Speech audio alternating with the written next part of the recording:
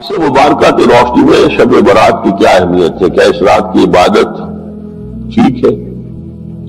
شب برات کا روزہ رکھا جاتا ہے، اس کی صحیح حیثیت کیا ہے؟ شب کا روزہ تو کبھی ہوتا ہی نہیں، یہ آپ نے شب برات کا روزہ کیسے لکھ دیا؟ شب رات کو کہتے ہیں نا، شب برات جو ہے اس کو کہا گیا ہے اس لیے کہ ان کا خیال ہے کہ اس رات میں اللہ تعالیٰ بہت سے لوگوں کو اس کا کو بخشتا ہے۔ برات اللہ تعالیٰ جہنم سے ان کو رستگاری عطا فرماتا ہے۔ اس کے ضمن میں جو صحیح احادیث ہے صرف ایک ہے، اور وہ یہ ہے کہ حضرت عائشہ صدیقہ رضی اللہ تعالیٰ عنہ بیان کرتی ہے کہ ایک روز حضور کی میرے ہاں شب باشی کی باری تھی، لیکن میری رات کو آنکھ کھلی تو حضور نہیں تھے موجود، تو مجھے تشویش ہوئی کہ آپ کہاں گئے؟ تو میں ڈھونڈتی ہوئی وہ یا کسی اور کو آپ نے بھیجا، بہرحال مجھے پوری تفصیل یاد نہیں ہے، تو معلوم ہوا کہ آپ جنت البقیع میں گئے ہوئے ہیں، وہاں پر استغفار کر رہے ہیں اللہ سے، اور تمام جو بھی وہاں پر مردے دفن ہیں ان کے لیے مغفرت کی دعا کر رہے ہیں۔ بس یہ ثابت ہے۔ باقی اب اس میں جو ہے ہندوؤں سے ہم نے مانگ لی دیوالی، تو دیوالی جو ہے وہ روشنی کی جا رہی ہے، بتیاں جلائی جا رہی ہیں، تو مختلف لوگوں سے ہم نے بورو کی ہیں چیزیں، جیسے عید میلاد النبی ہے وہ ہم نے کرسچن سے بورو کر لی، یا شیعوں کے تعزیوں کا توڑ کرنے کے لیے ہم نے بات بنا لی۔ اب اس میں جو ہے روشنیاں کی جا رہی ہیں، یہ دیوالی کا گویا کہ ہم نے توڑ فراہم کیا ہے یا اس کی نقل ہم کر رہے ہیں، یہ چیزیں نہیں۔ البتہ نماز رات کی عبادت تو ہر رات میں بہت اعلیٰ ہے۔ چلیے اگر اور دنوں میں نہیں ہوتا اس رات کو آپ کو، کیونکہ حضور نے بھی استغفار کیا خاص طور پر جا کر جنت البقیع میں، تو اگر آپ بھی کریں، نماز پڑھیں اور استغفار کریں تو کیا ہے، بہت اچھی بات ہے، اس میں تو کوئی حرج کی بات ہے نہیں۔ لیکن اسے کوئی تہوار کی طرح منانا، پٹاخے چھوڑنا اور جو ہے وہ روشنی کرنا، یہ بھارت صحیح نہیں ہے۔ روزہ بھی چونکہ 15ویں شب ہوتی ہے، 15واں دن ہوتا ہے، پھر اس اعتبار سے حضور کے معمولات میں تھا کہ آپ ہر مہینے کی 13، 14، 15 تاریخوں میں روزہ رکھتے تھے۔ تو اگر آپ یہ نیت کر کے روزہ رکھ لیتے ہو، کیا کہنے ہیں، نور علی نور ہے، اور روزہ کسی وقت میں نفلی روزہ رکھا جائے اللہ تعالیٰ قبول فرمائے گا۔ یہ حضرت عبداللہ ابن مسعود سے رضی اللہ تعالیٰ عنہ، یہ بھی مسلم شریف کی روایت ہے۔ حضور فرماتے ما بعث اللہ من نبی فی امتہ قبلی الا کان لہ حواریون و اصحاب۔ اللہ نے مجھ سے پہلے کسی بھی امت میں کسی نبی کو نہیں بھیجا مگر اس کے کچھ نہ کچھ حواری، کچھ نہ کچھ اصحاب تو ہوتے تھے نا، 2 ہوں، 4 ہوں، 10 ہوں، 12 ہوں۔ حضرت عیسیٰ کے حواری 12 تھے، ایمان لانے والے کل کہتے ہیں 72 تھے، بہرحال کچھ نہ کچھ ساتھی حواریون و اصحاب یاخذون بسنتہ ویقتدون بامرہ۔ وہ کیا کرتے تھے؟ وہ حواری اور صحابہ اپنے نبی کی سنت کو مضبوطی سے پکڑ لیتے تھے اور انہی کے احکام کی پیروی کرتے تھے۔ یقتدون بامرہ، اقتداء کرتے تھے، پیروی کرتے تھے۔ ثم انہا تخلف من بعدہم خلوف، پھر ہمیشہ ایسا ہوا ہے کہ بعد میں کچھ ایسے ناخلف اٹھے، یفعلون یقولون ما لا یفعلون ویفعلون ما لا یؤمرون، کہ وہ کہتے وہ تھے جو کرتے نہیں تھے، اور کرتے وہ تھے جس کا حکم ہی نہیں ہوا۔ عرس منائے جا رہے ہیں، یہ کوئی اللہ کے رسول کا حکم ہے؟ کیا رسول کے صحابہ کا عمل ہے؟ کیا حضور کا عرس منایا گیا؟ عید میلاد النبی ایک نئی عید ہو گئی ہے، کیا اس کا حکم دیا محمد رسول اللہ نے؟ یفعلون ما لا یؤمرون، وہ اپنی ہی ایجاد کردہ روایات ہیں، اپنی ہی ایجاد کردہ بدعات ہیں، اپنی ہی ایجاد کردہ رسومات ہیں، ان پر لگے ہوئے اور دعوے کرتے ہیں اللہ سے محبت، رسول کے عشق کے، جبکہ ان کے عمل میں نہ اللہ کی اطاعت ہے نہ رسول کا اتباع ہے۔ اب جب ایسی صورت پیدا ہو جائے تو کیا کریں؟ فمن جاہدہم بیدہ فہو مومن، تو جو مسلمان بھی ان کے خلاف جہاد کرے گا اپنے ہاتھ سے، اپنی طاقت سے، وہ مومن ہوگا۔ ومن جاہدہ بلسانہ فہو مومن، اور جو ان کے خلاف جہاد کرے گا اپنی زبان سے، وہ بھی مومن ہوگا۔ وہی 3 درجے۔ ومن جاہدہم بقلبہ فہو مومن، دل سے نفرت رکھ کر۔ تو اصل ملک کی صورت میں حضرت جبرائیل کو حضور نے اس وقت دیکھا، اور ایک دیکھا ہے پھر عند سدرۃ المنتہا، شب معراج میں، جب ساتھ آئے ہیں لے جانے کے لیے انسانی شکل میں تھے۔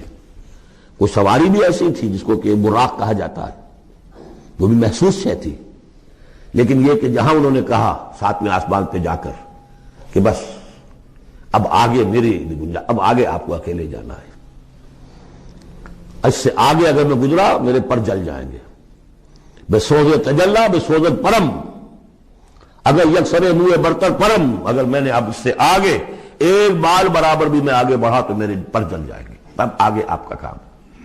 اس وقت بھی وہ ان کی اصل شکل میں ظاہر ہوئی حضرت جبرائیل علیہ السلام۔ یہ بات اس لیے ضروری ہے کہ جیسے محدثین جو ہیں وہ اس کی تحقیق کرتے ہیں کہ حضور سے کس نے سنا، اس سے جو روایت کر رہا ہے کہ میں نے اس صحابی سے سنا جو تابعی ہے، آیا ان کی ملاقات بھی ثابت ہے کہ نہیں؟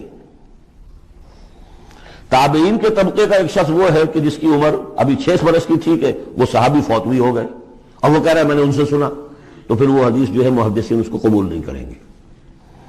وہ دیکھتے ہیں کہ لنک جو ہے مضبوط ہونا چاہیے۔ روایت ہے نا، ان فلاں ان فلاں ان فلاں، حضور سے فلاں صحابی نے سنا، اس نے سنا، اس تابعی نے سنا، یہ لنک جو ہے یہ ملاقات ثابت ہونی چاہیے۔ تو چونکہ جو حدیث اللہ ہے، یہ قرآن کیا ہے؟ حدیث اللہ، یہ حدیث ہے، احسن الحدیث اللہ الذی انزل احسن الحدیث کتابا متشابہا مثانیہ، یہ ہم پڑھ چکے ہیں سورہ زمر میں۔ اس حدیث کا یہ حدیث اللہ سے کس نے سنا؟ جبرائیل نے۔ جبرائیل سے کس نے سنا؟ محمد نے۔ تو ان کی ملاقات ثابت ہے۔ اصل ملکی شکل میں حضرت جبرائیل کا دیکھا جانا اس اعتبار سے بہت اہم ہے، اس لنک کو اسٹیبلش کرنے کے لیے اس کو یہاں پہ بیان کیا جا رہا ہے۔ ما ضل صاحبکم وما غوا، تمہارے یہ ساتھی ہے لوگوں، یہ محمد نہ بہکے ہیں اور نہ بے راہ ہوئے ہیں، نہ بھٹکے ہیں۔ وما ينطق عن الهوى، اور یہ جو کچھ کہہ رہے ہیں اپنے جی سے نہیں کہہ رہے، خواہش نفس سے نہیں کہہ رہے۔ ان هو الا وحی یوحی، نہیں ہے یہ مگر وحی جو ان کی طرف کی جا رہی ہے۔ علمہ شدید القوی، انہیں تعلیم دی ہے، سکھایا ہے اس نے جو بہت طاقتور والا ہے۔ یہاں حضرت جبرائیل ہیں جو مراد ہے۔ علمہ شدید القوی، یہ قرآن کس نے سکھایا محمد کو؟ شدید القوی، ذو مرۃ، وہ بڑا زور آور ہے، فاستوی، وہ سیدھا ہوا، وہو بالافق الاعلی، اور افق اعلیٰ کے اوپر وہ محمد کو نظر آ رہا تھا صلی اللہ علیہ وسلم۔ ثم دنا فتدلی، پھر ذرا نیچے کو لٹکا، قریب آیا، فکان قاب قوسین او ادنی، اور پھر وہ اتنے قریب آ گیا کہ جیسے 2 کمانوں کا فاصلہ ہو یا اس سے بھی قریب۔ فاوحی الی عبدہ ما اوحی، پھر اس نے وحی کی اللہ کے بندے کی طرف جو وحی کی۔ وہ وحی کون سی تھی؟ وہ ہے اصل میں وحی رسالت۔ وحی نبوت جو تھی وہ تو شروع میں آ چکی، اس کے بعد یہ فترت ہو گئی تھی، کچھ وقفہ پڑ گیا تھا۔ شروع میں وحی جس سے کہ حضور کی نبوت کا ظہور ہوا ہے وہ تو ہے اقرا بسم ربک الذی خلق، خلق الانسان من علق، اقرا وربک الاکرم الذی علم بالقلم، علم الانسان ما لم یعلم۔ لیکن اب یہ سورہ مدثر کی آیات اس وقت نازل ہوئیں، یا ایھا المدثر، جب حضور گھر آ گئے اور پھر آپ نے اپنی اہلیہ سے کہا، خوف زدہ تھے جو بھی منظر دیکھا تھا، ملک کی شکل، فرشتے کی شکل، اب وہ تو حضور ہی نے دیکھا جو دیکھا، ہم تو نہیں سمجھ سکتے کہ آپ نے کیا دیکھا، لیکن یہ کہ اس کے بعد آپ آئے، آپ نے کہا مجھے کمبل اڑا دو، لحاف اڑا دو، لحاف اوڑھ کر آپ لیٹ گئے، تو پھر وہ وہی یا ایھا المدثر قم فانذر وربک فکبر، اے لحاف میں لپٹ کر لیٹنے والے کھڑے ہو جاؤ اور خبردار کرنا شروع کر دو لوگوں کو۔ اور تمہاری اس دعوت کا نقطۂ آغاز تو انذار ہے، اور اس کا ہدف دنیا میں تکبیر رب ہے، رب کو بڑا کرو، اس کی بڑائی منواؤ، اس کی بڑائی نافذ کرو، اس کا نقشہ کھینچا گیا ہے۔ علمہ شدید القوی ذو مرۃ فاستوى وهو بالافق الاعلی ثم دنا فتدلى فكان قاب قوسین او ادنى فاوحى الى عبده ما اوحى ما كذب الفؤاد ما رأى. جو کچھ انہوں نے دیکھا ان کے دل و دماغ نے اسے جھٹلایا نہیں. یہ نہیں کہا کہ نہیں یہ کیا ہے. دیکھیے ایسا ہوتا ہے کہ کوئی غیر معمولی سی بات آپ دیکھیں تو ایک شخص ہو جاتا ہے میں خواب دیکھ رہا ہوں یہ حقیقت دیکھ رہا ہوں. آنچی می بیریم بیداریس تو یارم یا بے خواب. اے اللہ جو میں دیکھ رہا ہوں جو ہم دیکھ رہے ہیں یہ بیداری میں دیکھ رہے ہیں یہ خواب میں دیکھ رہے ہیں. وہ غیر متوقع چیز. لیکن نبی کو کوئی شک نہیں ہوا. ما کذب الفؤاد ما رأى. یکسوئی کے ساتھ دل و دماغ اور جو بھی آپ کی آنکھ دیکھ رہی تھی ان میں کوئی کانفلکٹ نہیں تھا. ما کذب الفؤاد ما رأى فتمارونه علی ما یری. تو کیا تم اس سے جھگڑتے ہو اس چیز پر کہ جسے وہ دیکھ رہا ہے. اقبال نے کہا نا کہ قلندر ہرچے گوید دید گوید. جو شخص اپنا دیکھی ہوئی چیز بیان کر رہا ہے تم اس سے جھگڑ رہے ہو. تمہارے لیے تو وہ ایک غیب کی خبر ہے اس نے تو دیکھا ہے. افتمارونہ علی ما یری وَلَقَدْ رَآهُ نَزْلَةً أُخْرَىٰ. اس نے تو ایک مرتبہ اور بھی دیکھا. کہاں دیکھا؟ عند سدرۃ المنتہیٰ. شب معراج میں سدرۃ المنتہیٰ کوئی بیری کا درخت ہے. وہ کیسی بیری ہے؟ ساتویں آسمان کی بیری. وہ آخری حد ہے. مخلوق کوئی اس سے آگے نہیں جا سکتی. اس سدرۃ المنتہیٰ منتہا نہایت حد جہاں کی حد ہو گئی وہاں تک حضور پہنچے ہیں سدرۃ المنتہا تک. اندہا جنت الماوا. اور سب سے اونچی جو جنت ہوگی جنت الماوا وہ اس کے قریب ہی ہے. وہ بھی ساتویں آسمان پر ہے. یہ تو درجہ بدرجہ ترقی ہوتی جائے گی نا. پہلی ضیافت جو ہے پہلی نزل جو ہے وہ تو اسی زمین پر ہو جائے گی. پھر جو ترقی ہوگی اپنے اپنے مدارج اپنے اپنے مراتب اپنے اپنے مقامات اپنے اپنے ایمان کی گہرائی اپنے اپنے اعمال صالحہ اپنا اپنا انفاق مال و جان اس کے حوالے سے درجے ہوں گے. اندہا جنت الماوا اذ یغشی السدرۃ ما یغشی. جبکہ ڈھانپے ہوئے تھا اس بیری کو جو ڈھانپے ہوئے تھا. اب تمہیں کیا بتائیں کیا ڈھانپے ہوئے تھا تم نہیں سمجھ سکتے. دیکھیے کس طریقے سے اذ یغشی السدرۃ. کوئی انوار الہیہ کا کوئی ایسا نزول ہے وہاں جو زبان میں ادا نہیں ہو سکتا. کوئی الفاظ نہیں ہے کہ جو ان کی تعبیر کر سکے. اس پر انوار الہیہ کا کوئی نزول ہے. اذ یغشی السدرۃ ما یغشی. جبکہ چھایا ہوا تھا اس بیری کے اوپر جو چھایا ہوا تھا. جبکہ ڈھانپا ہوا تھا اس بیری کو جس نے ڈھانکا ہوا تھا. ما زاغ البصر وما طغی. نبی کی آنکھ اس وقت نہ کج ہوئی نہ حد سے بڑھی. یہ دو انتہائیں ہوتی ہیں. ایک تو یہ کہ آپ کسی انٹینس لائٹ کو فیس نہ کر سکے تو نگاہ ہٹائیں گے آپ یا جھپک لیں گے. فیس نہیں کر سکتے اگر آپ میں ہمت نہیں استعداد نہیں ہے. نبی کا ظرف اتنا تھا کہ ان انوار الہیہ کا براہ راست مشاہدہ کیا ہے اور نگاہ آپ کو ادھر ادھر کرنے کی ضرورت پیش نہیں آئی. لیکن طغا ایک حد ادب بھی ہوتا ہے جس سے آگے انسان کو نہیں جانا چاہیے. نگاہ جو ہے اس نے بے ادبی کی روش بھی اختیار نہ کی. علامہ اقبال نے واقعہ یہ کہ اس آیت کو میں نے سمجھا علامہ اقبال کے ایک شعر سے اور اکثر و بیشتر لوگ نہیں سمجھ سکے اس آیت کو. ذوق و شوق کے نام سے جو ان کی نظم ہے بال جبریل میں وہ میرے نزدیک ان کے شاعرانہ جو ان کی استعداد ہے اس میں بلند ترین نظم ہے. وہ جہاں تک پیغام ان کا جو ہے امت مسلمہ کے لیے اس کے لیے ابلیس کی مجلس شورا وہ کلائمیکس ہے اور وہ ہے بھی ان کے آخری زمانے کی نظم ہے. سن 36 میں انہوں نے کہی ہے. اس کے بعد تو بیماری اتنے رہے ہیں بہت کم اشعار کہے. لیکن اس میں ذوق و شوق میں ایک شعر ہے. عین وصال میں مجھے حوصلہ نظر نہ تھا. عین وصال میں مجھے حوصلہ نظر نہ تھا گرچہ بہانہ جو رہی میری نگاہ بے ادب. میری نگاہ بے ادب بہانہ تلاش کرتی رہی کہ میں مشاہدہ براہ راست کروں. حالانکہ عین وصال ہے اس وقت لیکن یہ کہ میرے اندر حوصلہ نہ تھا کہ میں حسن کا براہ راست مشاہدہ کر سکوں.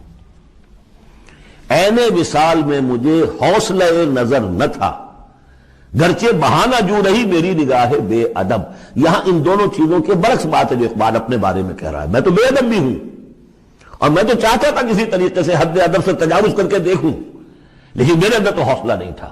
محمد میں وہ حوصلہ تھا، دیکھا ہے، براہ راست دیکھا ہے، نگاہ جما کر دیکھا ہے، لیکن ایک حد سے تجاوز نہیں کیا، حد ادب کے اندر رہے۔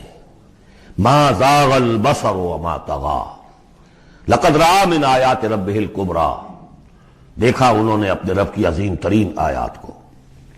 اب وہاں جا کر جو مشاہدہ ہوا ہے وہ تو اللہ کی عظیم ترین آیات کا ہے، اور اسی سے در حقیقت دلیل ہے ام المومنین حضرت عائشہ صدیقہ رضی اللہ تعالی عنہ اور حضرت عمر رضی اللہ تعالی عنہ کا جو قول ہے۔ شب معراج میں بھی حضور نے اللہ کو نہیں دیکھا، اللہ کی عظیم ترین آیات کو دیکھا، جو تجلی تھی اس وقت اللہ کی۔ حضرت عائشہ صدیقہ کا کہنا تو یہ ہے کہ نور لا یرا، وہ نور ہے، دیکھے کیسے جا سکتا ہے۔ بہرحال وہاں بھی قرآن جو کہہ رہا ہے وہ یہ نہیں کہہ رہا ہے کہ اللہ کو دیکھا، نہیں، جیسے کہ وہ جو شب معراج میں پہلا سفر کا حصہ تھا زمینی، مسجد حرام سے مسجد اقصی تک، سبحان الذی اسریٰ بعبدہ لیلا من المسجد الحرام الى المسجد الاقصی الذی بارکنا حولہ لنریہ من آیاتنا، وہاں پر بھی اللہ نے اپنی آیات کا مشاہدہ کرایا، لیکن وہ زمینی آیات ہیں اللہ کی، وہ برکات جو ہیں زمینی ہیں۔ یہ تجلی جو ہو رہی ہے یہ ہو رہی ہے اس سدرۃ المنتہا پر، آخری حد ہے، مخلوق کی آخری حد ہے، اس سے آگے کہیے حرم ہے، حریم ذات ہے اللہ کی، جس میں کسی غیر کا کوئی دخل ممکن نہیں۔ اس حد پر جا کر جو وہاں تجلیات باری تعالیٰ تھے ان کا مشاہدہ کیا ہے۔ لقد رأى من آیات ربہ الکبریٰ۔